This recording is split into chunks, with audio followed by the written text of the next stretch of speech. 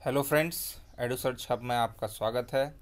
और आज से हम एनसीईआरटी ज्योग्राफी क्लास 9th से स्टार्ट कर रहे हैं। इसके बाद 10th, 11th और 12th की एनसीईआरटीज़ भी डिस्कस करेंगे।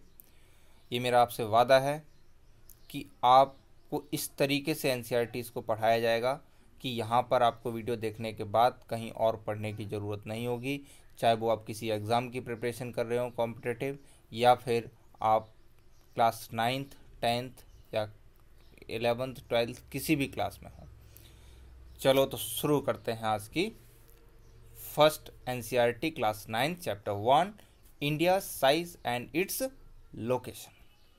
तो इंडिया के साइज़ के बारे में देखेंगे इसमें हम, उसकी लोकेशन के बारे में देखें, इंडिया कहाँ लोकेटेड है, इसके लॉन्जिट्यूड्स क्या हैं, लैटिट्यूड्स क्या हैं, कितने स्टेट्स हैं, कितनी यूटीज़ हैं, कौन से नेबरिंग कंट्रीज़ हैं, कौन से सी ओशन से लगता है, ये सारा कुछ हम कॉम्प्रिहेंसिवली डिस्कस करेंगे। So India is one of the ancient civilisations in the world. तो इंडिया काफ़ी पुरानी सभ्यता है, काफ़ी पुरानी सिविलाइजेशन है। यहाँ पर इंडस वैली सिविलाइजेशन जो कि आज से लगभग 4000 साल पहले थी, उसके बाद वैदिक एज आया, उसमें प्री वैदिक एज, पोस्ट वैदिक एज। तो बहुत पुरानी सिविलाइजेशन है और सिविलाइजेशन में बहुत सारे अप्स एंड डाउन्स आते रहे। तो वो सब हम इसमें आगे देखेंगे। It has achieved multi faceted socio economic progress during the last 5 decades.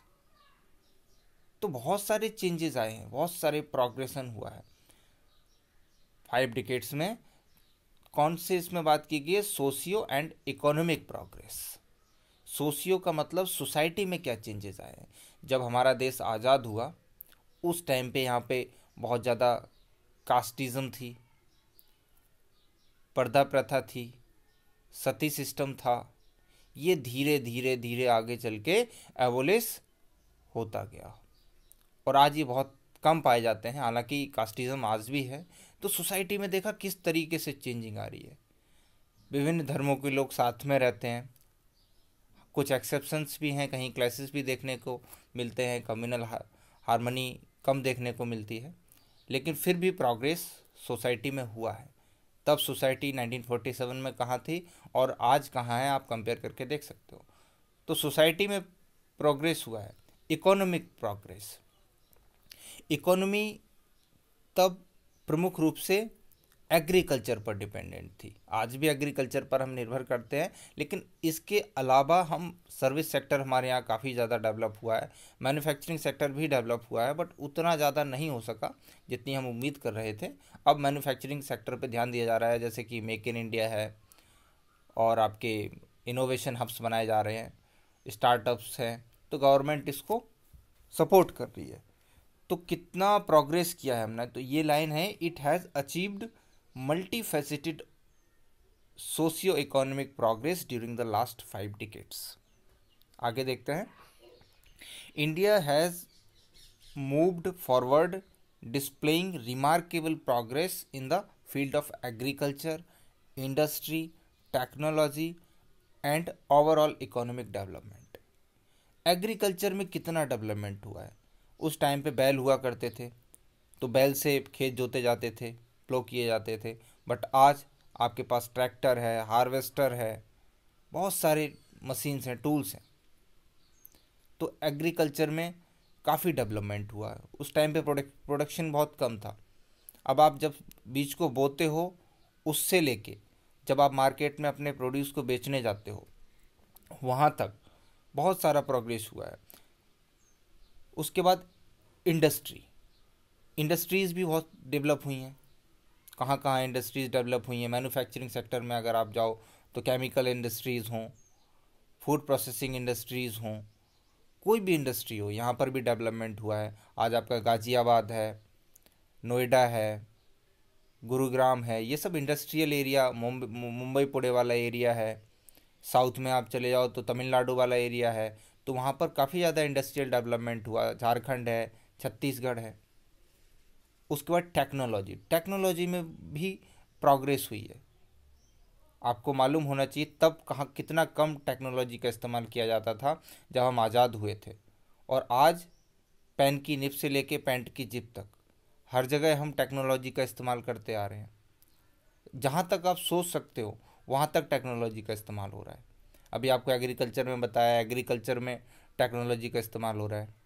इसी तरीके से फूड प्रोसेसिंग जब होती है तो उसमें टेक्नोलॉजी का इस्तेमाल हो रहा है। डैम बनाए जा रहे हैं तो उसमें टेक्नोलॉजी का इस्तेमाल हो रहा है। एविएशन सेक्टर यानी कि जो एयरप्लेन्स इत्यादि हैं तो उनमें भी टेक्नोलॉजी का यूज़ हो रहा है। तो टेक्नोलॉजी अब हर जगह है, हर जगह उसका यूज़ हो रहा है। एंड ओवरऑल इकोनॉमिक डेवलपमेंट, तो ओवरऑल जो इकोनॉमिक डेवलपमेंट है वो इन्हीं से तो हो रहा है। जब इंडस्ट्रीज डेवलप होंगी, टेक्नोलॉजी डेवलपमेंट होगी, एग्रीकल्चर में डेवलपमेंट होगा, जब इन सब में डेवलपमेंट होगा तभी ओवरऑल डेवलपमेंट होगा, जिससे हम एक्सपोर्ट कर पाएंगे। जब प्रोडक्शन ज़्यादा होगा तभी तो हम एक्सपोर्ट कर पाएंगे, और जब एक्सपोर्ट करेंगे तो हमारे पास पैसा ज़्यादा आएगा, इससे हमारे देश का फॉरेक्स बढ़ेगा, यानी कि हमारा डेवलपमेंट होगा। So India has also contributed significantly to the making of world history. तो अब इंडिया इसके लिए काम कर रहा है। हमारी पुरानी हिस्ट्री देख लो, अभी तक देख लो कितना डेवलपमेंट हमने किया है, तो आज दुनिया में इंडिया का एक अच्छा स्थान है। उसके बाद हम लोकेशन की बात कर लेते हैं, इंडिया के लोकेशन के बारे में। तो इसको मैप से पहले समझते हैं फिर पढ़ते हैं। ये आपका इंडिया का मैप दिया गया है, इसमें आपको इंडिया को दिखाया गया है, इसके एक्सटेंट को दिखाया गया है कि कहाँ से कहाँ तक इसका एक्सटेंट है, वो पूरा सारा कुछ आप देख पा रहे होंगे।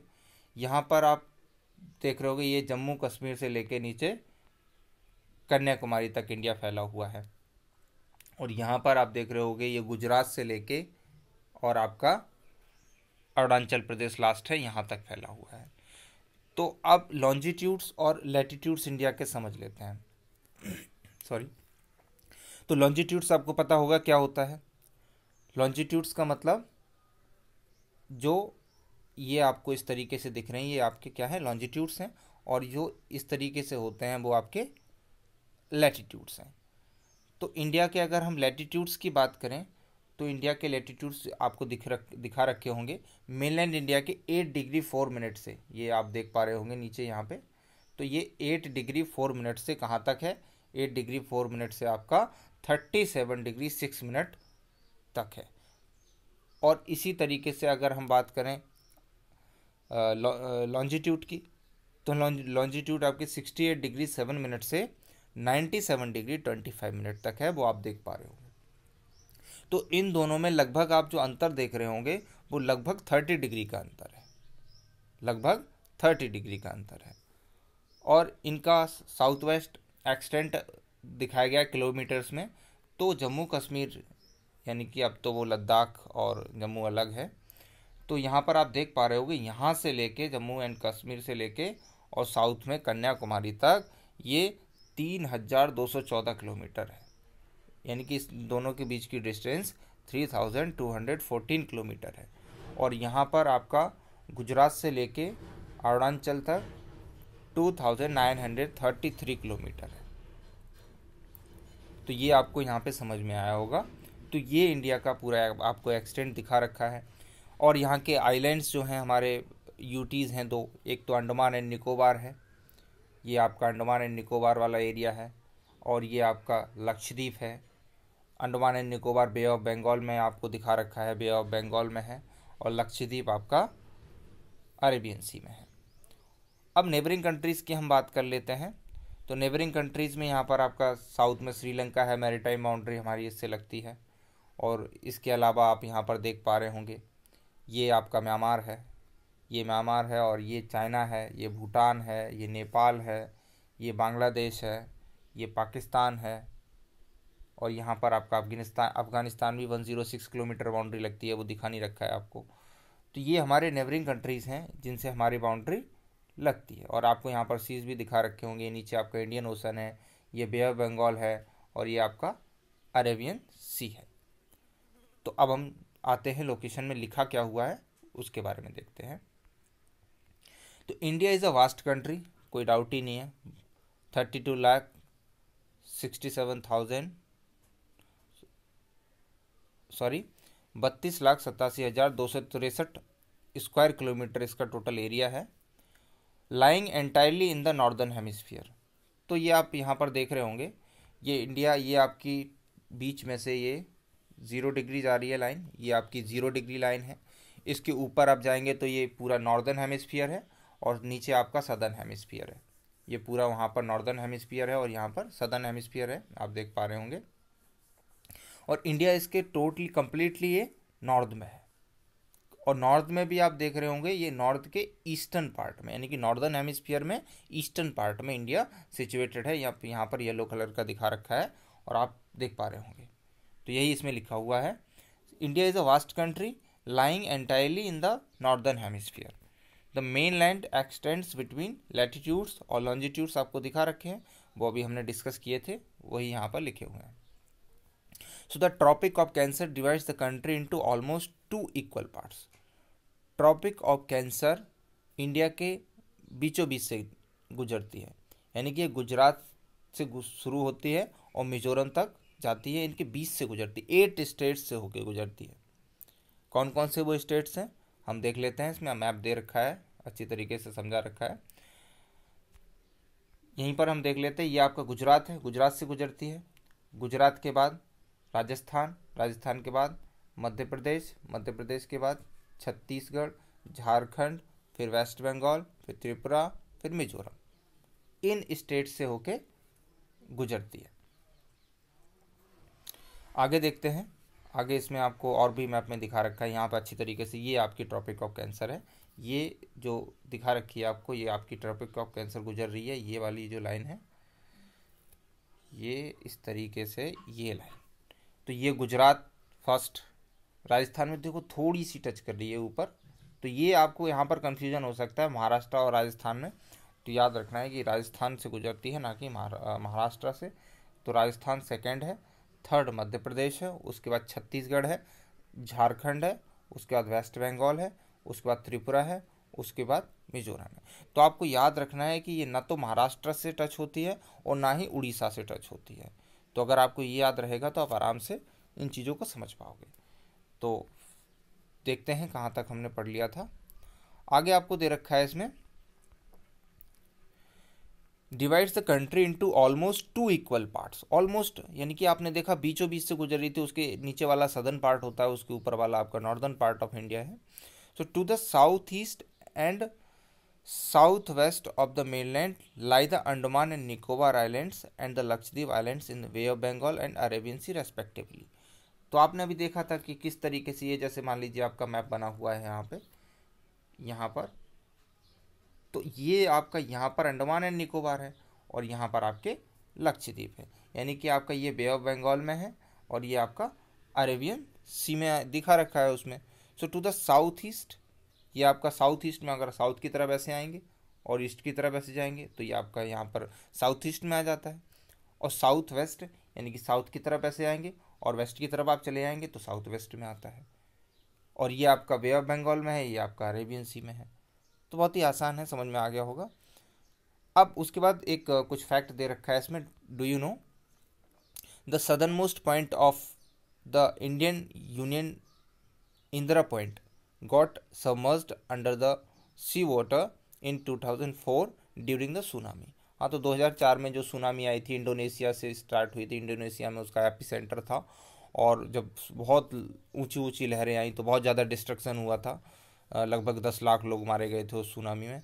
तो वो आप देख लेना वीडियो उसकी पड़ी हो कि बहुत ही भयंकर सुनामी थी, अभी तक की जो दुनिया में सबसे ज़्यादा तबाही हुई है। अभी आप कोरोना तबाही मचा रहा था, तो लगभग ऐसी ही तबाही उसने मचाई थी। कोरोना पूरी दुनिया में तबाही मचा रहा है, लेकिन जो सुनामी था वो आपके जो साउथ एशिया और साउथ ईस्ट एशिया, वहीं पर तबाही मचाई थी उसने। तो इंदिरा पॉइंट उसमें डूब गया था। इंदिरा पॉइंट आपको पता होगा कि जो आपका अंडमान एंड निकोबार है उसका सदर्न मोस्ट पॉइंट है। अगर आपसे पूछा जाता है कि इंडिया के बारे में कि इंडिया का सदर्न मोस्ट पॉइंट कौन सा है, तो आपको इंदिरा पॉइंट ही बताना है। ये 6 डिग्री, ये 6 डिग्री और 45 मिनट पर आता है। 6 डिग्री और 45 मिनट पर आता है। क्या है ये लैटीट्यूड की हम आपसे बात कर रहे हैं। और लैटीट्यूड क्या होता है, लॉन्जिट्यूड क्या होता है, अभी हमने डिस्कस किया था। आगे देखते हैं, साइज़ के बारे में इंडिया के बता रखा है। तो इंडिया का जो एरिया है आपको अभी बताया था कितना है, 32,87,000 263 स्क्वायर किलोमीटर, यानी कि 3.28 मिलियन स्क्वायर किलोमीटर। तो ये इंडिया का टोटल एरिया है और ये पूरे वर्ल्ड का लगभग 2.4% है। कितना है? लगभग 2.4% ये पूरे वर्ल्ड का जो भी ज्योग्राफिकल एरिया है उसका है। और ये आप देख पा रहे होंगे हमारे येलो कलर में इंडिया यहाँ पर सिचुएटेड है। So from the figure it is clear that India is the 7th largest country of the world. तो इंडिया 7th लार्जेस्ट कंट्री है। आपको ये पता होगा कि लार्जेस्ट कंट्री कौन सी है? लार्जेस्ट कंट्री रसिया है, उसके बाद कनाडा है। नीचे आपको यहाँ पर दिखा रखी हैं सभी कंट्रीज। यहाँ पर आप देख पा रहे होंगे कि रसिया आपका लार्जेस्ट है, उसके बाद आपका कनाडा है, फिर यूएसए है, फिर चाइना है, फिर ब्राज़ील है, फिर ऑस्ट्रेलिया है एंड 7th नंबर हमारे प्यारे भारत का है। तो ये आपको यहाँ पर दिखा रखा है। तो देखते हैं आगे। So it is clear that India is the 7th largest country of the world. India has a land boundary of about 15,200 kilometre. तो लैंड बाउंड्री आपकी कहाँ से? गुजरात से लेके और वहाँ पर त्रिपुरा मिजोरम तक दिखा रखी है। गुजरात, उसके बाद आपका महाराष्ट्र, गुजरात, राजस्थान, उत्तराखंड, हिमाचल प्रदेश, जम्मू एंड कश्मीर, ये सब बाउंड्री, उत्तर प्रदेश, यहाँ पर त्रिपुरा, मिजोरम, नागालैंड, अरुणाचल प्रदेश, इन सब से हमारी जो लैंड बाउंड्री लगती है डिफरेंट कंट्रीज़ के साथ। कंट्रीज़ में चाइना है, नेपाल है, भूटान है, अफ़गानिस्तान है, पाकिस्तान है, म्यांमार है, इनके साथ हमारी जो लैंड बाउंड्री लगती है वो लगभग 15,200 किलोमीटर है। And the total coastal length जो हमारी है वो कितनी है? अंडमान एंड निकोबार और लक्षद्वीप को मिलाते हुए, यानी इनको भी इंक्लूड कर लिया जाए तो 7,516.6 किलोमीटर। मैरीटाइम अगर आप यहाँ पर देखो, दिखा रखा है मैप में आपको, मैरीटाइम बाउंड्री हमारी यहाँ से स्टार्ट होती है, यहाँ से स्टार्ट होती है और ये यहाँ तक चली आती है, यहाँ नीचे तक।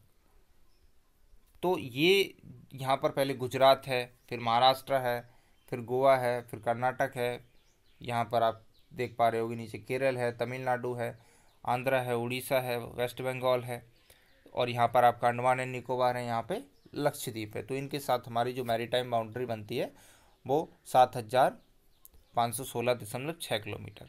तो वो आप देखने में सक्षम होंगे। आगे देखते हैं। उसके बाद India is bounded by the young fold mountains in the north west. तो नॉर्थ वेस्ट इंडिया के, आप नॉर्थ वेस्ट तरफ जाए, यानी कि आपसे हिमालय की यहाँ पर बात कर रहे हैं। हिमालय आपका एक फोल्डेड माउंटेन है। वो कैसे हिमालय का फॉर्मेशन हुआ वो वीडियोस मैंने ऑलरेडी इंडियन ज्योग्राफी में डाल रखी हैं, तो आप वहाँ पे जाके इस चीज़ के, हिमालय के फॉर्मेशन के बारे में देख सकते हैं। वो चीज़ आप बहुत अच्छी तरीके से समझ जाएंगे। तो ये फोल्ड माउंटेन्स है, तो वो बाउंड्री बनाते हैं ऊपर की तरफ, नॉर्थ एंड नॉर्थ ईस्ट में भी और नॉर्थ वेस्ट में भी, यानी कि नॉर्दर्न पार्ट जितना भी आपका है, अरुणाचल से लेकर जम्मू एंड कश्मीर तक, वहाँ तक आपका हिमालय फैला हुआ है। उसके बाद south of India, south of about 22 degree north latitude it begins to taper, यानी कि 22 डिग्री से आपने देखा कि आपकी ट्रॉपिक कैंसर जो कि 23.5 डिग्रीज़ है, वहाँ से नीचे का जो भी पार्ट है वो आपका साउथ में आता है। तो विगिन्स टू टेपर, टेपर का मतलब है आप नीचे की तरफ जैसे जाएंगे तो ये पतला होता जाता है। यानी कि ये आपका इंडिया है, तो ये देख रहे हो आप, यहाँ मोटाई है, बढ़ती है और यहाँ पर कम होती जाती है। यानी कि बीच से अगर आप साउथ की तरफ जाएंगे तो ये टेपर होता जाता है, पतला होता जाता है। And x tends toward the Indian ocean, और यहाँ पर आपका इंडियन ओशन है तो यहाँ तक ये फैला हुआ है। ये क्या है? आपका साउथ इंडिया के बारे में यहाँ पर बता रखा है। आगे देखते हैं।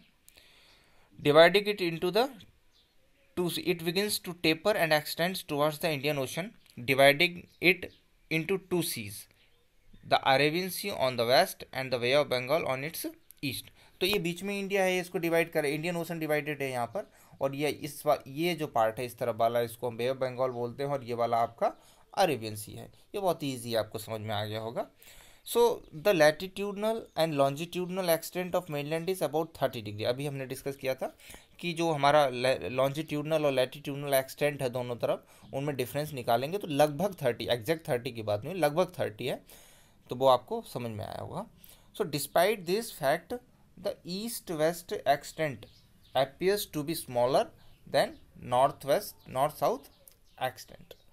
यानी कि आपको जो इस तरीके से इंडिया बना हुआ है अभी आपने देखा, तो ये जो आपका ईस्ट वेस्ट एक्सटेंट है, यहाँ पर आप देख पा रहे होंगे, ये जो आपका ईस्ट वेस्ट एक्सटेंट है ये वाला आपको कम लगेगा नॉर्थ साउथ से, लेकिन लगभग वो बराबर ही हैं, ज़्यादा डिफरेंस भी नहीं है उनके बीच में। तो ये चीज़ आपको समझ में आई होगी।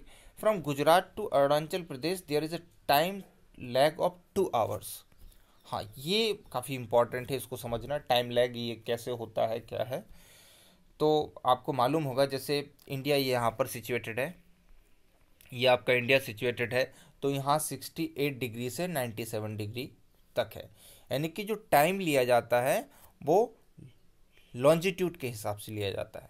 और आपको मालूम होगा कि जो टाइम मेरिडियन है यानी कि 0 डिग्री जो लॉन्जिट्यूड है वो लंदन से गुजरता है, तो उसी से टाइम पूरे दुनिया का लिया जाता है। वो वहाँ पर जब 12 बज रहे होंगे तब हमारे यहाँ 5:30 बजते हैं, यानी कि हमारे यहाँ का टाइम 5.5 घंटे आगे है।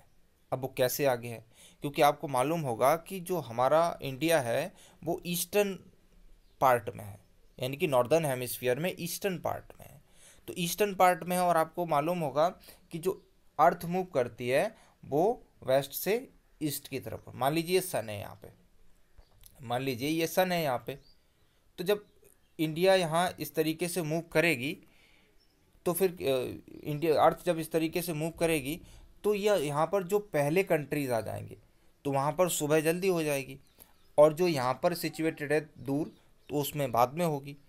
तो यहाँ पर टाइम फास्ट होगा किसके कंपैरिजन में, इसके कंपैरिजन में। तो इसीलिए ईस्टर्न डायरेक्शन में इंडिया प्रेजेंट है, सिचुएटेड है, किसकी कंपैरिजन में, वेस्टर्न कंट्रीज़ की। तो हमारे यहाँ टाइम आगे चलता है, कितना आगे चलता है, 5.5 घंटे। अब क्वेश्चन ये बनता है कि 5.5 घंटे क्यों, कुछ और क्यों नहीं, क्योंकि हमारे यहाँ जो टाइम लिया गया है वो टाइम 82 डिग्री 30 मिनट को ध्यान में रखते हुए लिया गया है, जो कि इलाहाबाद के नैनी से गुजरती है। तो इलाहाबाद में के पास में मिर्ज़ापुर है, तो मिर्ज़ापुर से गुजरती है, तो वहीं से ये टाइम लिया गया है। अब 82 को अगर आप देखें तो आपको मालूम होगा कि 1 डिग्री का डिफरेंस आता है, तो इसका मतलब है 4 मिनट का डिफरेंस आता है। 1 डिग्री के याद रख कर लेना है आपको, ये 1 डिग्री के डिफरेंस का मतलब है 4 मिनट का डिफरेंस आता है। और 1 डिग्री के बीच के डिफरेंस में कितनी डिस्टेंस होती है, वो 111 किलोमीटर होती है, 111 किलोमीटर होती है, आपको पता होगा। तो ये चीज़ आपको अच्छी तरीके से समझ में आई होगी। तो ये 1 डिग्री में कितना है, 4 मिनट है, 1 डिग्री में 4 मिनट है। अब यहाँ पर कितनी है, 82 डिग्री है। तो अगर आप 82 डिग्री को 4 मिनट से मल्टीप्लाई करेंगे तो कितना होगा, यहाँ पर आ जाएगा 8 और यहाँ पर ये, और फिर इसको आप डिवाइड करिए 60 से, तो लगभग आप 5 आवर 30 मिनट गेट करेंगे। तो इसीलिए 5.5 घंटे हमारा टाइम आगे है। मुझे उम्मीद है ये सब आपको क्लियर होगा अच्छी तरीके से। आगे देखते हैं इसमें क्या है, आगे क्या लिखा हुआ है। From Gujarat to Arunachal Pradesh there is a time lag of 2 hours. यानी कि 2 घंटे आगे टाइम चलता है अरुणाचल प्रदेश का, किससे, गुजरात से, क्योंकि दोनों के बीच में लगभग कितना डिफरेंस है, 2 आवर का डिफरेंस है। ये 5.5 घंटे जो मैंने आपको बताया वो इंडिया का बताया, किसकी कंपैरिजन में, जो 0 डिग्री लंदन से गुजरती है उसके कंपैरिजन में 5.5 घंटे इंडिया का टाइम आगे है। लेकिन इंडिया में ही आपका जो ईस्टर्न और वेस्टर्न एक्सटेंट है उसके बीच में क्या डिफरेंस है, वो 2 आवर का है, क्योंकि आपको मालूम है 30 डिग्री का लगभग डिफरेंस है। 30 डिग्री का मतलब अगर 4 से आप मल्टीप्लाई करेंगे, क्योंकि आपको मालूम होगा 1 डिग्री में 4 मिनट होता है, तो 120 मिनट्स निकल के आएंगे, और 120 मिनट्स का मतलब है 2 आवर्स। तो इसीलिए गुजरात से अरुणाचल प्रदेश के बीच में 2 आवर्स टाइम लैग होता है। समझ में आ गया होगा। Hence time along the standard meridian of India that is 82 degree 30 minute east passing through Mirzapur in Uttar Pradesh is taken as the standard time for the whole country। अब क्वेश्चन ये बनता है इसी को स्टैंडर्ड टाइम क्यों लिया गया है? क्योंकि आपको मालूम होगा ये इलाहाबाद वाला रीजन है, ये लगभग इंडिया के बीच से गुजरता है। तो आप ईस्टर्न में चले जाएं या वेस्टर्न में चले जाएं तो उनमें ज़्यादा टाइम का डिफरेंस नहीं पाया जाता है। तो अगर आप मान लीजिए कि इसको ईस्टर्न पार्ट में बिल्कुल रख दिया जाए, बिल्कुल ईस्टर्न में रख दिया जाए, तो फिर बहुत ज़्यादा डिफरेंस हो जाएगा। जब वहाँ पर 4 बज रहे होंगे और गुजरात में भी 4 बज रहे होंगे, अरुणाचल में भी 4 बज रहे होंगे, क्योंकि टाइम तो उसी से लिया जाता है। टाइम 82 डिग्री एंड हाफ से लिया गया। इसका मतलब है कितना भी टाइम में डिफरेंस हो, 2 आवर का डिफरेंस हो या उससे भी ज़्यादा कुछ भी हो, लेकिन यदि टाइम एक जैसा सब जगह नहीं होगा तो फिर प्रॉब्लम होगी। क्योंकि अगर गवर्नमेंट ने कुछ अनाउंस किया है कि 8 बजे आपको वहाँ पर जाना है, 8 बजे ये काम होगा, अब यहाँ पर 8 बज रहे हैं गुजरात में और आपके अरुणाचल में वहाँ पर 10 बज रहे हैं, तो ऐसा नहीं हो पाएगा ना। तो इसलिए एक ही टाइम लिया जाता है, वो आपका 82 डिग्री एंड हाफ ईस्ट से लिया गया है। क्यों लिया गया है? क्योंकि वो लगभग 20 से गुजरता है। ये आपको समझ में आ गया होगा। So the latitudinal extent influences the duration of day and night. लेकिन जो लैटिट्यूडनल एक्सटेंट है वो डे और नाइट को अफेक्ट करता है as one moves from south to north. तो इसमें लिखा रखा है the latitudinal extent influences the duration of the day and night as one moves from south to north. यानी कि कहने का मतलब ये है कि आप जब ईस्ट वेस्ट की तरफ जाते हैं तब टाइम में डिफरेंसेस आते हैं, पर जब नॉर्थ से साउथ की तरफ आप जा रहे हैं तो उसमें डे एंड नाइट में डिफरेंस आता है। तो वो ज्योग्राफी में हम बाद में देख लेंगे, थोड़ा सा मैं आपको बता देता हूँ वो क्यों आता है। क्योंकि आपको पता है कि अर्थ टिल्टेड है, अर्थ टिल्टेड है तो कभी सन नीचे की तरफ होता है, कभी सन ऊपर की तरफ होता है। जब ऊपर की तरफ सन है तो वहाँ पर क्या होगा, जब ट्रॉपिक ऑफ कैंसर पर सीधा सीधा सन आ रहा है तो उस टाइम पे क्या हो जाता है कि वहाँ पर डे लंबा होता है और रात छोटी होती है। तो ये चीज़ आपको बाद में हम डिस्कस करेंगे, समझ में आ गई होगी। आगे देखते हैं। आगे इसमें कुछ फाइंड आउट क्वेश्चंस दे रखे हैं तो वो डिस्कस करें। Why 82 degree and half east has been selected as the standard meridian of India. अभी आपको बताया क्यों, क्योंकि वो लगभग 20 से गुजरता है। उसके बाद सेकेंड है why is the difference between the durations of day and night hardly felt at Kanyakumari but not so in Kashmir. Why is the difference between the durations of day and night hardly felt at Kanyakumari but not so in Kashmir. Question समझ में आया होगा। ये आपके लिए homework है, इसको आपको करना। अगर ना आए तो कमेंट बॉक्स में बता देना, मैं इसको अच्छी तरीके से एक्सप्लेन करूंगा बाद में। आगे देखते हैं। India and the world. The India, अब आपको बताया जाएगा कि वर्ल्ड में इंडिया कहाँ सिचुएटेड है और इंडिया की स्थिति क्या है।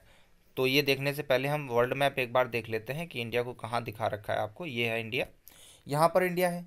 इंडिया साउथ एशिया में आता है। किस में आता है? साउथ एशिया में आता है। और यहाँ पर आप देख पा रहे होगे कि इंडिया कर क्या रहा है। इंडिया जो आपका ईस्ट एशिया है, साउथ ईस्ट एशिया है, इसको कनेक्ट कर रहा है। किससे? अफ्रीका से, वेस्ट एशिया से, यूरोप से, अमेरिका से। यहाँ पर ये इस तरीके से एक दूसरे को कनेक्ट कर रहा है। तो इंडिया की जो स्ट्रेटेजिक लोकेशन है वो बहुत ही इम्पॉर्टेंट है। इंडिया की लोकेशन, क्योंकि इसकी कोस्टल जो लाइन है वो काफ़ी लंबी है और कोई भी अगर शिप आता है यहाँ से तो उसको इंडिया के इंडियन ओशन से गुजरना पड़ेगा। तो इसकी स्ट्रेटेजिक लोकेशन काफ़ी इम्पॉर्टेंट है और ये साउथ एशिया में आता है। तो ये आपको समझ में आया होगा। अब हम आगे देखते हैं। सो यहाँ पर आपको दिखा रखा है India and the world. The Indian landmass has a central location between the east and the west Asia. अभी आपको बताया। India is a southward extension of the Asian continent. ये एशियन कॉन्टिनेंट पूरा है, उसमें इंडिया कहाँ पर है? साउथ एशिया में आता है। अभी आपको बताया। So the trans Indian ocean routes which connect the countries of Europe in the west and the countries of East Asia provide a strategic central location to India। तो पहले हम देख लेते हैं, इसका मैप आगे दे रखा है, ये क्या समझाना चाहते हैं आपको। तो यहाँ पर आप मैप देख पा रहे होगे अच्छी तरीके से। तो यहाँ पर आपको रूट्स दिखा रखे हैं कि यहाँ पर देखो, ये अफ्रीका का रूट हो, या आपका सुएज कैनाल से होते हुए ये रूट आ रहा है, सुएज कैनाल से यहाँ पर होते हुए आ रहा है ये रूट हो, या साउथ ईस्ट एशिया का रूट हो, या ईस्ट एशिया का रूट हो, ये सारे कहाँ पर जुड़ रहे हैं आके, ये इंडिया में आके जुड़ रहे हैं। इंडिया में आके जुड़ रहे हैं, इसलिए इसकी जो स्ट्रेटेजिक लोकेशन है वो काफ़ी इम्पॉर्टेंट हो जाती है। तो ये आपको अच्छी तरीके से समझ में आया होगा। पहले क्या होता था, पहले अगर जाना है तो यहाँ से अफ्रीका से होते हुए नीचे से होते जाते थे, लेकिन बाद में जब 19th सेंचुरी में सुएज कैनल जब बन गई, यहाँ पर बनी हुई है सुएज कैनल, यहाँ पर सुएज कैनल बनी, तो फिर क्या हुआ कि यहाँ से ये काफ़ी ज़्यादा डिस्टेंस कम हो गई, और यूरोप से अगर कोई भी आता है तो वो यहाँ से होके आने लगा। यहाँ पर आपको मालूम होगा, यहाँ पर आपका रेड सी है, रेड सी से होते हुए आपको और यहाँ निकल के इंडिया तक आ जाते हैं। आगे देखते हैं इसमें क्या लिखा हुआ है। आगे इसमें आपको बता रखा है कि the trans Indian ocean routes which connect the countries of Europe in the west and the countries of east Asia provide a strategic central location to India. Note that the Deccan peninsula protrudes into the Indian ocean, यानी कि जो आपका southern part of India Deccan plateau है, Deccan plateau आपको मालूम होगा ये India है। अगर ये इंडिया है तो ये वाला जो पार्ट है, ये जो आपको यहाँ पर दिखा रखा है, ये किस में आता है, ये आपका डेक्कन प्लेट्यू है। और ये कहाँ पर है, ये इंडियन ओशन के आसपास है। सो यही आपको यहाँ पर बता रखा है, thus helping India to establish close contact with west Asia, Africa and Europe from the western coast. अब वेस्टर्न कोस्ट से कौन कौन जुड़ा हुआ है, ये आपका इंडिया है, ये आपका वेस्टर्न कोस्ट है यहाँ पे, तो वेस्टर्न कोस्ट से ये वेस्टर्न कोस्ट है, यहाँ पर अफ्रीका है आपको मालूम होगा, यहाँ पर वेस्ट एशिया है, यहाँ पर यूरोप है, तो ये सभी वेस्ट कोस्ट से जुड़े हुए हैं। इसी तरीके से ईस्ट कोस्ट से कौन है, साउथ ईस्ट एशिया यहाँ पर है, यहाँ पर आपका ईस्ट एशिया है, ये जुड़े हुए हैं। So thus helping India to establish close contact with West Asia, Africa and Europe from the western coast and with Southeast and East Asia from the eastern coast. No other country has a long coastline on the Indian Ocean as India has, and indeed it is India's eminent position in the Indian Ocean which justifies the naming of the ocean after it. यानी कि अगर Indian ocean में बात की जाए तो सबसे ज़्यादा जो कोस्टलाइन लगती है वो इंडिया की ही लगती है। सबसे ज़्यादा कोस्टलाइन किसकी लगती है, सबसे ज़्यादा कोस्टलाइन इंडिया की लगती है। जैसा कि आप यहाँ पर देख पा रहे हो, तो आपको बताया था 7,516.6 किलोमीटर थी। तो इसीलिए ये इतना इम्पॉर्टेंट स्ट्रेटेजिकली हो जाता है, और इसी इम्पोर्टेंस की वजह से इस ओशन का नाम इंडियन ओशन है। दुनिया में एकमात्र ऐसा देश है जिसके नाम पर किसी ओशन का नाम रखा गया है। इसके अलावा दुनिया में कोई भी ऐसी कंट्री नहीं है जिसके नाम पर किसी ओशन का नाम रखा गया। तो ये है हमारा महान और प्यारा देश भारत।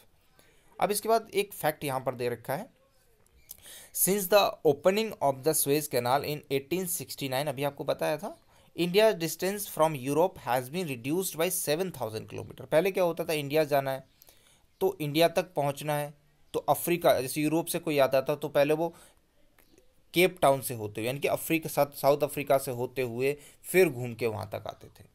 लेकिन जब सुएज कैनाल बन गई तो फिर क्या हुआ, वो सीधे यूरोप से आपके अरेबियन पार्ट से वहाँ से होते हुए और इंडिया को कनेक्ट कर दिया। तो लगभग 7,000 किलोमीटर डिस्टेंस कम हो गई। एक बार और देख लेते हैं इसको हम। तो यहाँ पर जैसे कि आप देख पा रहे होगे, ये पार्ट है, यहाँ पे कलर चेंज कर ले पहले तो उससे आपको अच्छी तरीके से समझ में आ जाएगा।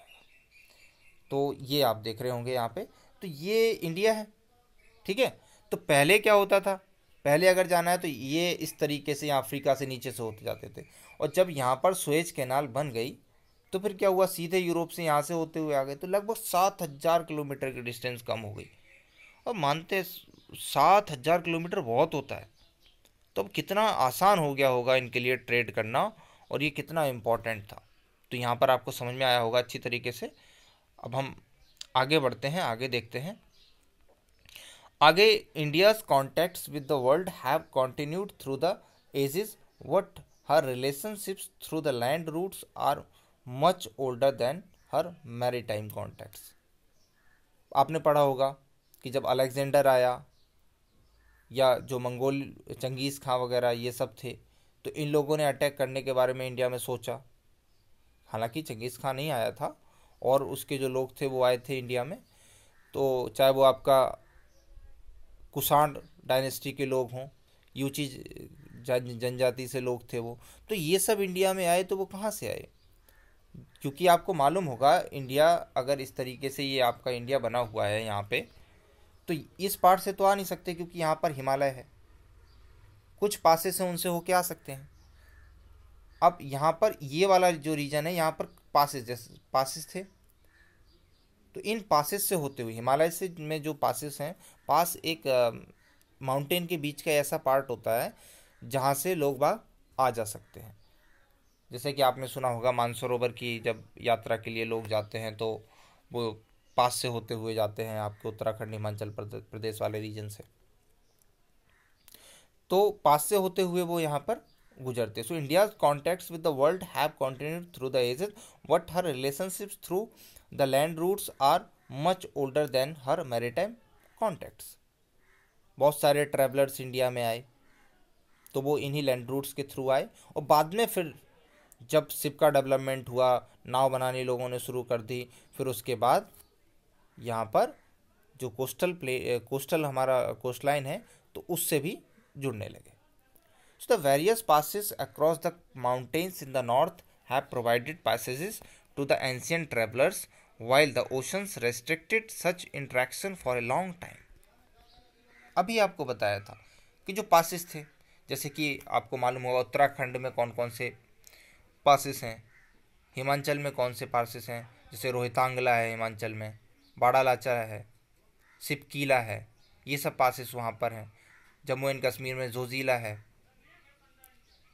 तो ये सब जो पासेस हैं इनसे होते हुए वो लोग आते थे और यहाँ पर आके जो भी उनको नॉलेज लेना होता था, या यहाँ पर लूटने के पर्पज़ से आते थे, यहाँ ट्रेड करने के पर्पज़ से आते थे, अटैक करने के पर्पज़ से आते थे, किसी भी पर्पज़ से आते थे, तो वो लैंड रूट से आते थे। तो ये माना जाता है कि पुराना जो हमारा कॉन्ट्रैक्ट था वो लैंड रूट से था, बाद में सी रूट से कनेक्ट हुए हैं।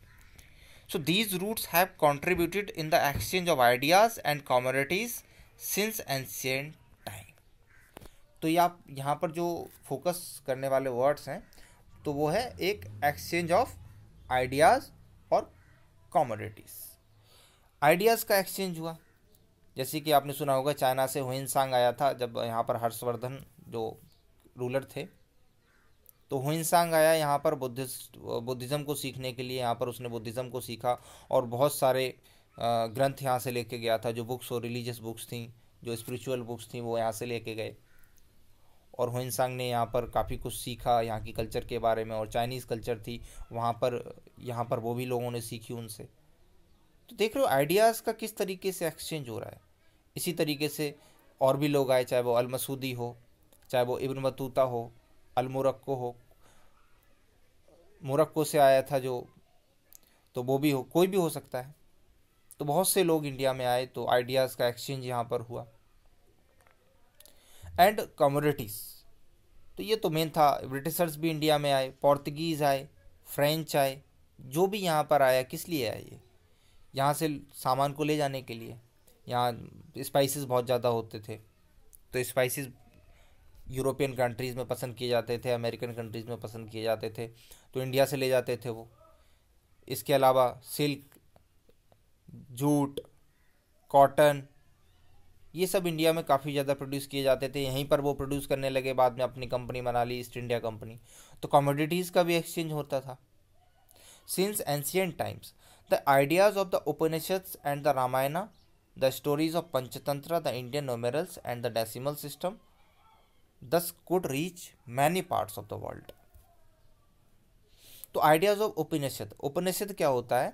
उपनिषद का मतलब होता है कि अपने टीचर के सामने बैठ के अगर कोई डिसाइपल होता है, कोई भी स्टूडेंट होता है, वो जब शिक्षा लेता है तो उसको उपनिषद बोला जाता है। जब वो टीचिंग करते हैं इस तरीके से।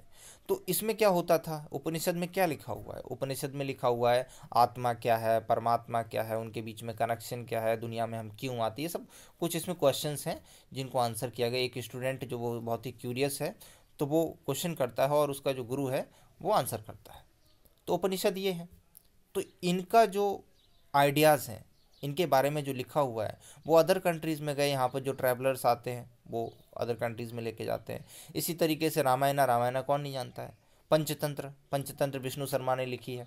तो पंचतंत्र में क्या है, पंचतंत्र में स्टोरीज़ हैं, इसमें इंस्पिरेशनल स्टोरीज़ हैं, मोरल स्टोरीज़ हैं जिससे हमें नैतिक मूल्य सीखने को मिलते हैं। आपने बहुत सारी स्टोरीज पंचतंत्र की सुनी होंगी, चाहे वो कौआ कौआ वाली स्टोरी हो, पानी वो डालता है किस तरीके से निकालता है, लोमड़ी वाली स्टोरी हो अंगूर वाली, या खरगोश और कछुए वाली स्टोरी हो, तो ये सब पंचतंत्र से ली गई हैं। इंडियन न्यूमेरल्स को भी उन्होंने सीखा। इंडिया में से इंडियन न्यूमेरल्स जो हैं, यानी कि आपको मालूम होगा आर्यभट्ट थे जो उन्होंने फर्स्ट टाइम ज़ीरो का आविष्कार किया। एंड द डेसिमल सिस्टम दस could reach many parts of the world. और डेसिमल सिस्टम भी ऐसा माना जाता है कि इंडिया में ही आर्यभट्ट ने ही इसको शुरू किया था, और वो धीरे धीरे पूरी दुनिया में लोगों ने सीखा। तो देख रहे हो हमारी जो संस्कृति है, हमारी जो कल्चर है वो कितनी महान थी, और पूरी दुनिया ने उसको अपनाया। और बाद में फिर ब्रिटिशर्स ने हमारे ऊपर रूल किया। क्यों? क्योंकि हमारे अंदर बुराइयां थीं। हमने अपने धर्म से, अपने संस्कृति से, अपने ग्रंथों से, अपने ज्ञान से ज़्यादा कुछ नहीं सीख पाए। हम अंधविश्वासों को पकड़ के बैठ गए, जैसे कास्टिज़म है, सती प्रथा है, बाल विवाह है, बहु विवाह है, तो इन सब को पकड़ के बैठ गए। तो अब आपका ये दायित्व बनता है कि इन सब से आप दूर रहें और हमारा देश प्रगति करे। ये चीज़ समझ में आपको अच्छी तरीके से आई होगी। सो the ideas of Upanishads and the Ramayana, the stories of Panchatantra, the Indian numerals and the decimal system, thus could reach many parts of the world. The spices, muslin, and other merchandise were taken from India to different countries. Spices अभी आपको बताया था कि spices India के काफ़ी ज़्यादा पसंद किए जाते हैं दुनिया में, तो ये आपको समझ में आया होगा। स्पाइसेस के अलावा जो मसलिन है, मसलिन क्या होता है, एक कपड़ा होता है, काफ़ी सॉफ्ट कपड़ा होता है। तो इंडिया में इसका प्रोडक्शन काफ़ी ज़्यादा होता था, तो इसको भी पूरी दुनिया में ले जाया गया इंडिया से। तो आज भी मसलिन जो अरेबियन कंट्रीज़ हैं आपकी, सऊदी अरबिया है, ओमान है, ईरान है, इन कंट्रीज़ में आज भी काफ़ी पसंद किया जाता है और प्रोडक्शन भी काफ़ी ज़्यादा होता है। मसलिन का प्रोडक्शन अब इंडिया में कम हो गया है। एंड अदर मर्केंडाइज गुड्स जो भी थी उनको ले जाया जाता था पूरी दुनिया में। On the other hand the influence of Greek sculpture, अब केवल दिया ही नहीं है, हमने लिया भी है, बहुत कुछ सीखा है पूरी दुनिया से। चाहे वो ग्रीक स्कल्पचर हो, पुरानी बुद्धिस्ट जो मूर्तियां हैं भगवान बुद्ध की, तो उनमें ग्रीक स्कल्पचर की जो आर्ट है वो देखने को मिलती है। यानी कि उनकी जो मूर्तियां हैं वो काफ़ी सुस्पष्ट हैं, यानी काफ़ी क्लियर दिखाई देती हैं। उनमें वो जो कपड़े हैं काफ़ी क्लियर हैं, घुंघराले बाल दिखाए गए हैं। तो ये ग्रीक कल्चर से हमने सीखा है। And the architectural styles of dome, dome भी हमने बाहर से सीखा है। डोम बनाए जाते थे, जैसे कि आपने बुद्धिस्ट स्तूपा जो होते हैं उनमें डोम बनाया जाता है, हमने वो बाहर से सीखा है। या बहुत सारी बिल्डिंग्स बनी हुई हैं, यानी कि आपने देखा होगा कि जो मुगल के टाइम की बिल्डिंग्स हैं, चाहे वो आपका ताजमहल हो, चाहे वो हुमायूं का मकबरा हो, वहाँ पर ऊपर की तरफ डोम बना हुआ है, वो बाहर से ही आया, हमने सीखा अरेबियन कंट्रीज से। Minarets from West Asia can be seen in different parts of our country, तो अभी आपको बताया था कि वेस्ट एशिया से ही आया और वहाँ से ये सब हमने सीखा।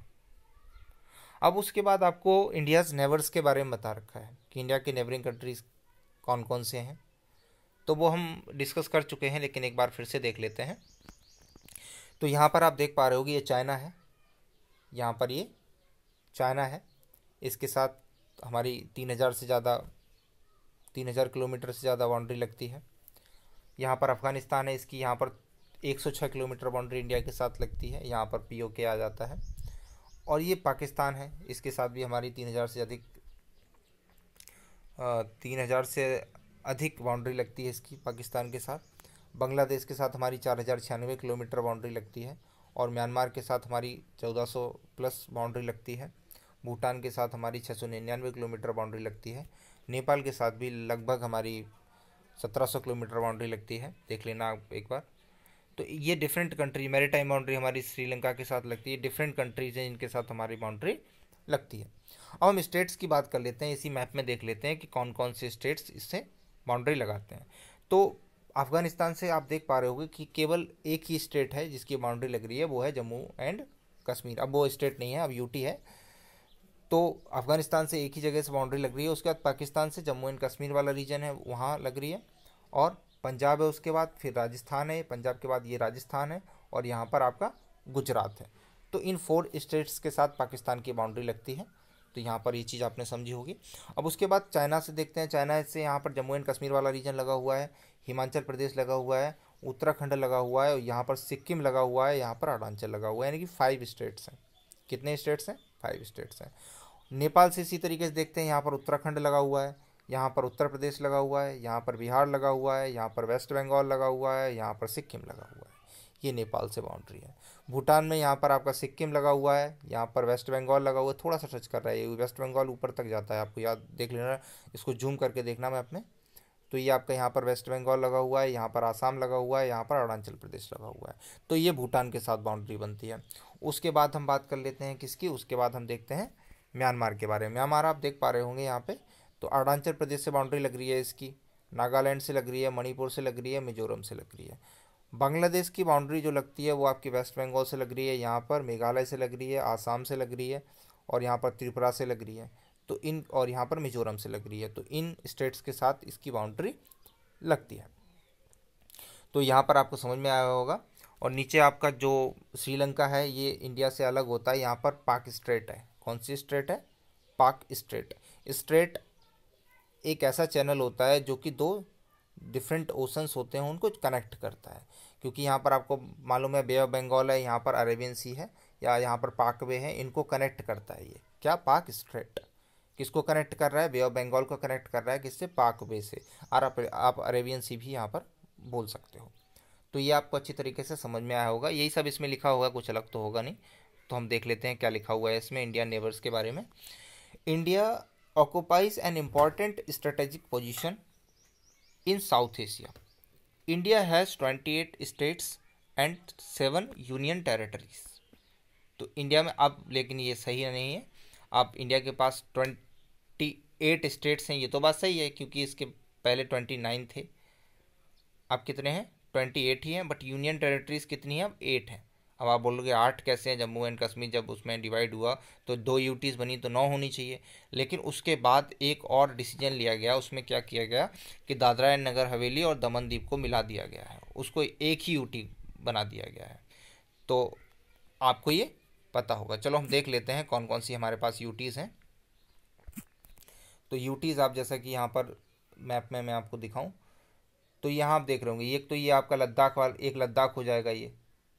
ये लद्दाख है, ये जम्मू एंड कश्मीर है, यहाँ पर चंडीगढ़ है, यहाँ पर दिल्ली है, और यहाँ पर आप देख रहे होगे ये पुडुचेरी है, नीचे की तरफ पुडुचेरी है, और यहाँ पर आपका दादरा एंड नगर हवेली है, ये दादरा एंड नगर हवेली है, ये लक्षद्वीप है, ये अंडमान एंड निकोबार आइलैंड्स हैं। तो इस तरीके से आप यहाँ पर पुडुचेरी देख रहे हो, पुडुचेरी आपका ईस्टर्न कोस्ट पे भी है और ये वेस्टर्न कोस्ट पे भी है।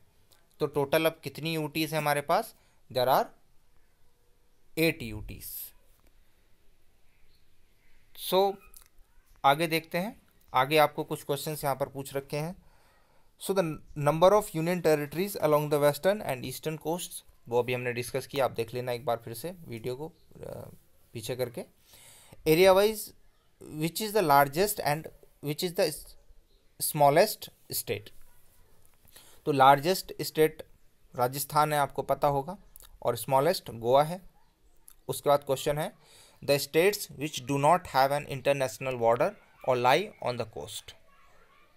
तो एक तो आपका छत्तीसगढ़ है, खुद सोच के देखो आप बीच में कौन पड़ रहे हैं। छत्तीसगढ़ है, झारखंड है, मध्य प्रदेश है, तेलंगाना है। ये 4 स्टेट्स ऐसे हैं जिनकी बाउंड्री किसी से नहीं लगती, ना तो मैरीटाइम बाउंड्री है इनकी, ना किसी से इंटरनेशनल लैंड बाउंड्री है। Next, classify the states into 4 groups each having common frontiers with. तो पाकिस्तान है, पाकिस्तान अभी आपको बताया किसके साथ इसकी लगती है, चाइना, चाइना के साथ कौन से स्टेट्स की लगती है, म्यांमार, बांग्लादेश, सब हमने डिस्कस किया, तो ये आप खुद कर लेंगे। आगे देखते हैं। India shares it's land boundaries with Pakistan and Afghanistan in the north west. China, Nepal and Bhutan in the north and Myanmar and Bangladesh in the east. तो ये अभी हमने देखा था कि आप देख पा रहे होंगे भूटान कहाँ था, नेपाल कहाँ था, चाइना कहाँ था, पाकिस्तान कहाँ था, अफगानिस्तान कहाँ था, म्यांमार कहाँ था, श्रीलंका कहाँ था। इन की लोकेशन आपने देखी, ये आपको समझ में आ गया होगा। Our southern neighbours across the sea consist of the 2 island countries, namely, तो 2 कौन सी हैं, एक तो आपकी है श्रीलंका और दूसरी है मालदीव। मैं आपको दिखा देता हूँ। यहाँ पर ये है आपकी श्रीलंका, ये श्रीलंका है यहाँ पर, और ये मालदीव है जो कि लक्षद्वीप के जस्ट नीचे है। तो 2 ये आइलैंड कंट्रीज़ हैं जो बाउंड्री बनाती हैं, तो ये आपको दिख रहा होगा। अब यहाँ पर एक फैक्ट दे रखा है, यहाँ वो समझ लेते हैं। Before 1947 there were 2 types of states in India, the provinces and the princely states. Province जो गवर्नमेंट के अंडर में था सीधा सीधा, यानी कि जो ब्रिटिश गवर्नमेंट थी उसके अंडर में था, और प्रिंसली स्टेट्स का मतलब था कि जहाँ पर राजा अपना रूल करते थे, तो वो जो किंग की डायनेस्टीज होती थी तो उनको प्रिंसली स्टेट्स बोला जाता था।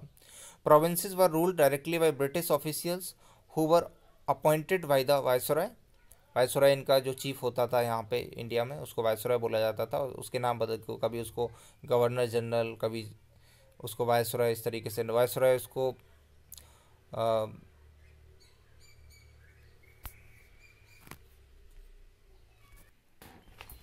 सॉरी कॉल आ गई थी इसलिए जाना पड़ गया। चलो तो फिर हम आगे देखते हैं कहाँ पर थे।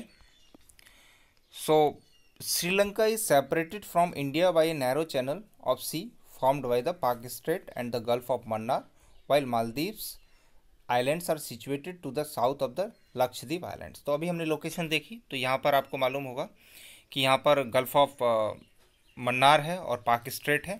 यहाँ पर गल्फ ऑफ मन्नार ऊपर की तरफ यहाँ पर सिचुएटेड है, यहाँ पर आपकी गल्फ ऑफ मन्नार है और यहाँ पर पाक स्ट्रेट है, और नीचे आपका पाक बे है, और ये आपका लक्षद्वीप के साउथ में मालदीव्स है। मालदीव्स के साथ हमारे इंटरनेशनल रिलेशन काफ़ी अच्छे रहते हैं। India has had strong geographical and historical links with her neighbours. तो यहाँ पर strong geographical and historical links. Geographical कैसे, आपको पता है कि जोग्राफी के हिसाब से अगर आप नेपाल एक एक से कंसिडर करते हैं, नेपाल को कंसिडर करो, तो नेपाल को अगर सी रूट के थ्रू अपना ट्रेड करना है तो सबसे पास में कौन है, कोलकाता पोर्ट, वो कहाँ है, इंडिया में है। चाइना तो वो वहाँ से उतना लंबा जाएगा नहीं।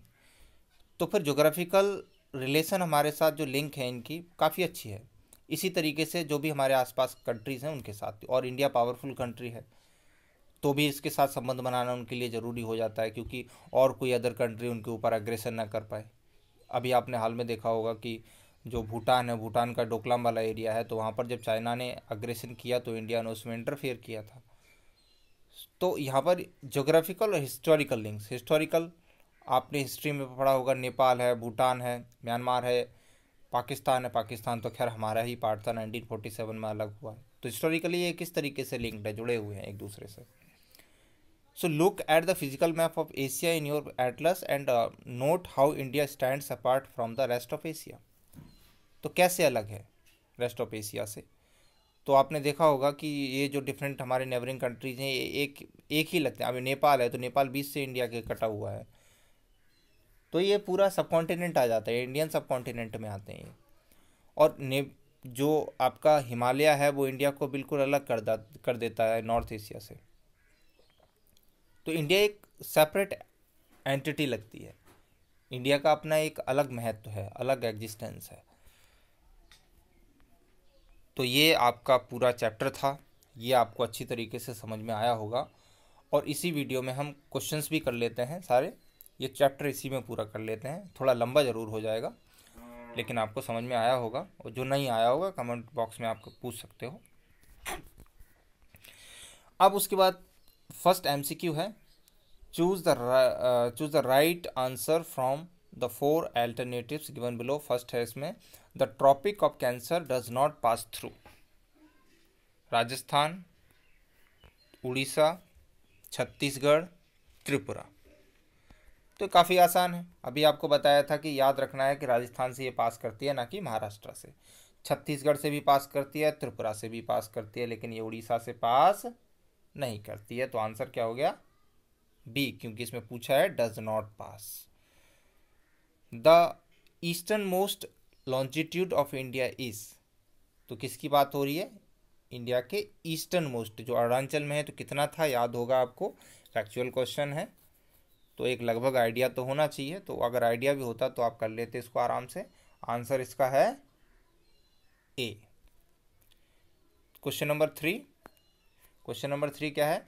Uttarakhand, Uttar Pradesh, Bihar, West Bengal and Sikkim have common frontiers with, किसके साथ है? तो आप म्यांमार को यहाँ पर ले लो, तो कहाँ उत्तराखंड और कहाँ म्यांमार? म्यांमार यहाँ पर है, उत्तराखंड आपका यहाँ पर है, तो इनका तो कोई रिलेशन ही नहीं है। तो डी तो आपका एलिमिनेट हो गया।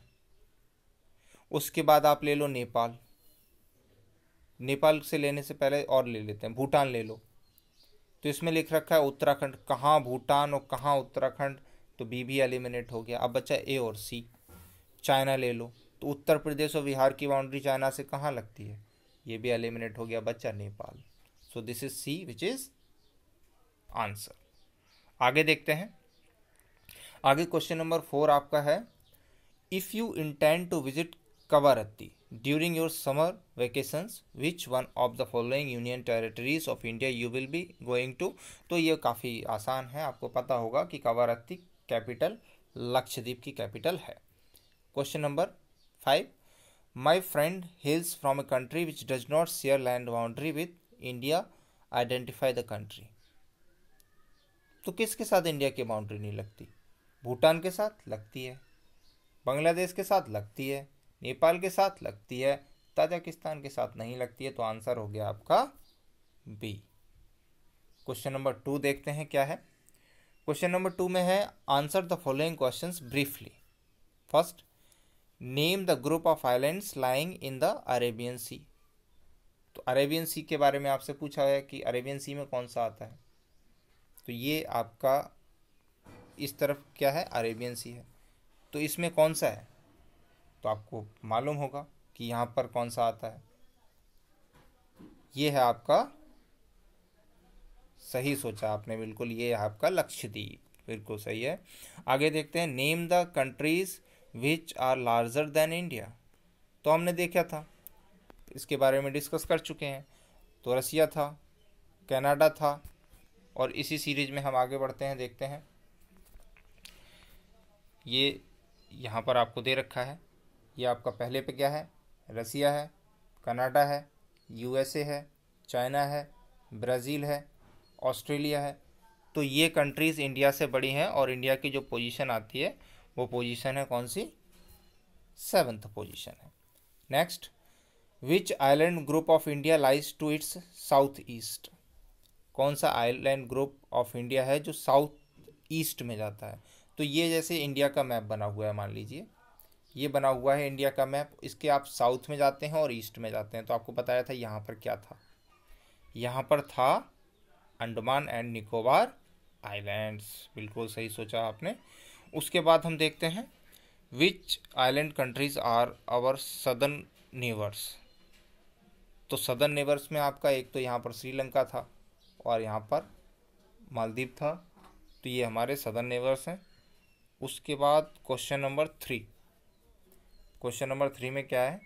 The sun rises 2 hours earlier in Arunachal Pradesh as compare to Gujarat in the west, but the watches show the same time, how does this happen. चलो ये हम फिर से अच्छी तरीके से इसके बारे में डिस्कस कर लेते हैं, क्या है ये। तो ये आपको मालूम है कि ये मान लीजिए ये इंडिया का मैप है इस तरीके से। तो ये अरुणाचल है और ये गुजरात है, इनके बीच में लगभग 30 डिग्री का डिफरेंस है। और आपको बताया था कि 1 डिग्री में 4 मिनट का होता है, तो टोटल 120 मिनट्स होंगे, 4 इंटू 30 करेंगे आप, यानी कि 2 आवर्स का डिफरेंस है। फिर भी टाइम दोनों जगह एक जैसा क्यों दिखाई देता है? यहाँ पर घड़ी रखी होगी और यहाँ पर घड़ी रखी होगी, दोनों में टाइम अगर 12 बज रहे हैं तो 12 ही बजेंगे, 2 बज रहे हैं तो 2 ही बजेंगे। कैसे ये पॉसिबल है? ये पॉसिबल इसलिए है क्योंकि हमारा जो टाइम लिया जाता है वो इस पॉइंट से लिया जाता है जो कि इलाहाबाद के नैनी में है। तो आप इंडिया में कहीं पे भी चले जाओ टाइम वही होता है। तो आपको ये बात अच्छी तरीके से समझ में आ गई होगी, इसलिए ये पॉसिबल है। इसमें क्वेश्चन है how does this happen? So this is happening because of this, because this is the 82.5 degree which is situated at Mirzapur, and from this whole time is taken। आगे देखते हैं question number 4। The central location of India at the head of the Indian Ocean is considered of great significance। Why? तो बताया था आपको India की location क्या, coast line काफ़ी ज़्यादा है, बीच में लोकेशन है साउथ ईस्ट एशिया या ईस्ट एशिया, इनको वेस्ट एशिया, अफ्रीका, यूरोप, इनसे जोड़ती है इंडिया। और ट्रेड जो होता है वो इंडियन ओशन से होके होता है और वहाँ पर इंडिया की लोकेशन है। तो इसलिए ये सिग्निफिकेंट है, इसलिए ये इम्पॉर्टेंट है। आपसे ये क्वेश्चन अगर आप पूछा जाता है तो आप डायरेक्टली ये आंसर लिख सकते हैं। अब उसके बाद मैप स्किल्स आ गया, तो मैप स्किल्स भी देख लेते हैं। Identify the following with the help of map reading. First, the island groups of India lying in the Arabian sea and the bay of Bengal. Island groups की बात करें, बे ऑफ बंगाल में कौन सा है? अंडमान एंड निकोबार है। अरेबियन सी में क्या है? लक्षद्वीप है। तो आप आराम से लोकेट कर सकते हो। यहाँ पर आप जैसे कि ये मान लीजिए आपका मैप दे रखा है, ये मैप बना हुआ है, तो यहाँ पर आप इंडिकेट कर सकते हो, यहाँ पर आप इंडिकेट कर दो अंडमान एंड निकोबार को, यहाँ पर कर दो आप लक्षद्वीप को। उसके बाद द कंट्रीज कॉन्स्टिट्यूटिंग इंडियन सब कॉन्टिनेंट। तो इंडियन सब कॉन्टिनेंट में कौन कौन सी कंट्रीज आती हैं? नेपाल, भूटान, पाकिस्तान, अफगानिस्तान, श्रीलंका, ये जो कंट्रीज हैं ये इंडियन सब कॉन्टिनेंट में आती हैं। उसके बाद next question, the states through which the tropic of cancer passes. वो स्टेट्स जिनसे ट्रॉपिक ऑफ कैंसर पास करती है।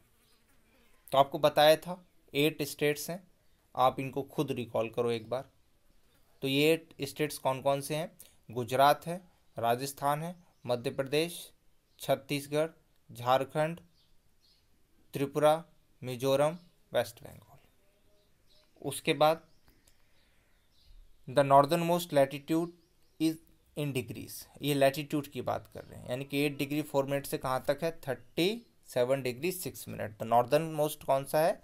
37 डिग्री 6 मिनट नॉर्थ, पता होगा आपको। The southern most latitude of Indian mainland in degrees, Indian mainland की बात हो रही है, यानी कि यहाँ तक की बात हो रही है। अगर इंडिया की बात होती तो आप कहाँ से लेते ये?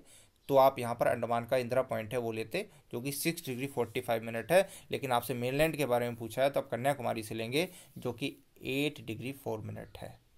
तो आंसर क्या? 8 डिग्री 4 मिनट। उसके बाद है the eastern and the western most longitude in degrees. तो आपको मालूम होगा ईस्टर्न मोस्ट और वेस्टर्न मोस्ट। ईस्टर्न मोस्ट कितना है? 68 डिग्री है, और यहाँ पर 97 डिग्री कुछ मिनट से, वो आप देख लेना एक बार, समझ में आपको आ गया होगा। The place situated on the 3 seas, यानी कि 3 सीज के बीच में सिचुएटेड है, तो वो है आपका कन्याकुमारी। आपने अपने जीवन में कम से कम 1000 से ज़्यादा बार तो कन्याकुमारी का नाम सुन लिया होगा, तो ये तो बताने की ज़रूरत नहीं है। तो ये कन्याकुमारी है, और यहाँ पर आपका बे ऑफ बंगाल है, यहाँ पर अरेबियन सी है, यहाँ पर इंडियन ओशन है, और तीनों के बीच में आपका क्या है? कन्याकुमारी। अब आपने एक बार और सुन लिया तो 1001 बार हो गया। So the strait separating Sri Lanka from India, तो वो कौन सी है? अभी आपको बताया था पाक स्ट्रेट। ये वाली बेटा पाक स्ट्रेट मत लिख देना भैया जी, ये पाक नहीं है, इसको पाक पढ़ा जाता है लेकिन PALK है, ठीक है, you have to remember it. आगे देखते हैं, the strait separating Sri Lanka from India, ये आपका हो गया। The union territories of India, अभी आपको बताई थी कौन कौन सी 8 यूनियन टेरिटरीज हैं, कौन कौन सी हैं पता है आपको, आपको खुद ये करना है, ये आपका होमवर्क है।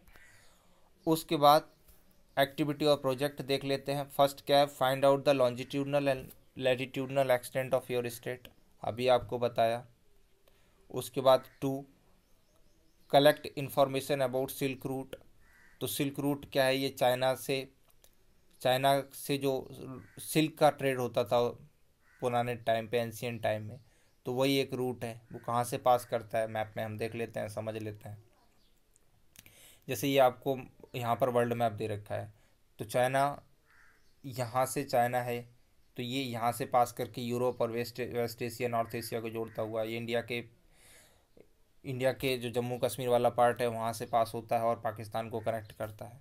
तो ये जो रूट था जो आपको यहाँ पर दिखा रखा है, मैं डिफरेंट कलर में बना देता हूँ तो आपको समझ में आ जाएगा। ये पूरा रूट यहाँ पूरा जोड़ रहा है, यहाँ जोड़ रहा है आपका, ये यहाँ पर इस तरीके से है। तो ये वाला रूट जो इंडिया के यहाँ से पास होके यहाँ तक जा रहा है और यहाँ आपका रसिया को जोड़ रहा है, यहाँ पर आपका वेस्ट एशिया को जोड़ रहा है, यहाँ पर जाके यूरोप को जोड़ रहा है, ये जो रूट था। तो इंडिया से जो पास होता है इसको हम CPEC बोलते हैं। आज CPEC बोलते हैं, तब ये सिल्क रूट में ही आता था। आज हम इसको क्या बोलते हैं, CPEC। क्यों, चाइना पाकिस्तान इकोनॉमिक कॉरिडोर। और इंडिया से पास होता है तो इंडिया इसको गलत मानता है कि हमारे सॉवरेनिटी के अगेंस्ट है, संप्रभुता के विरुद्ध है। तो ये आपको यहाँ पर समझ में आया होगा सिल्क रूट क्या है। आगे देखते हैं, तो बस इतना ही था इस चैप्टर में। तो ये चैप्टर पूरा कंप्लीट हो गया और आपको ये अच्छी तरीके से समझ में आया होगा। यदि ये वीडियो आपको अच्छा लगा और मैं आगे काम करूं अदर चैप्टर्स पे, तो इसको चैनल को सब्सक्राइब जरूर करना और ज़्यादा से ज़्यादा इसको शेयर करना, जिससे दूर दराज में बैठा कोई भी बच्चा जो ट्यूशन या कोचिंग लेने में सक्षम नहीं है वो भी इन चीज़ों को अच्छी तरीके से समझ सके, ठीक वैसे ही समझ सके जैसे कि वो किसी कोचिंग में बैठा हुआ हो। धन्यवाद।